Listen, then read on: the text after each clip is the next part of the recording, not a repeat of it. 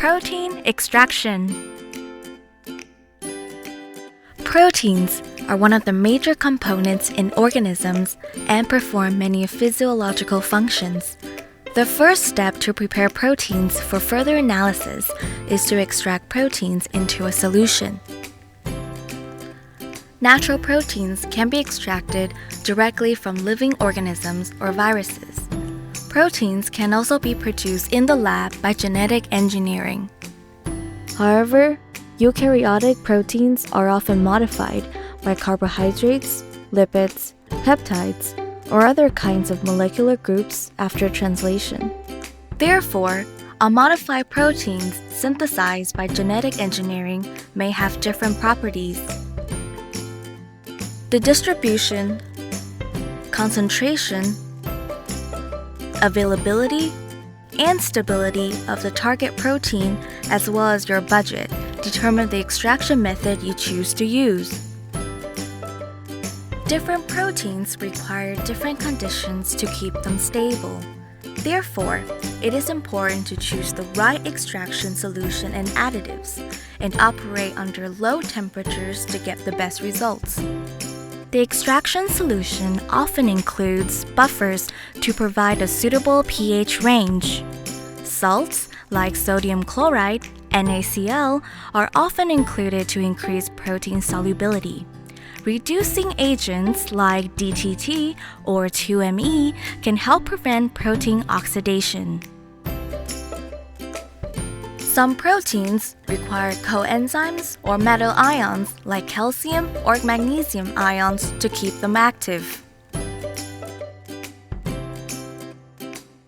Cell disruption is required to extract intracellular proteins, but a number of undesirable proteases and enzymes will also be released during this process.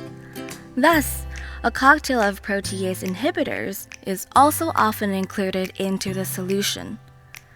Metal chelators like EDTA or EGTA can bind to divalent or heavy metal ions to inhibit a range of metallopeptidases and prevent proteolysis reactions.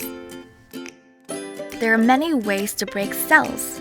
Mechanical methods include sonication, blending, beating, grinding with mortar and pestle, and high-pressure disruption. Non-mechanical methods include desiccation, which involves vacuum drying or freeze drying, followed by dispersing the contents with water. Repeated freeze and thaw cycles can also break cells. Cell membrane proteins can be released by using surfactants or cheiotropes. For plant cells, the cell walls can be digested by enzymes, and cells can then be broken by osmotic pressure.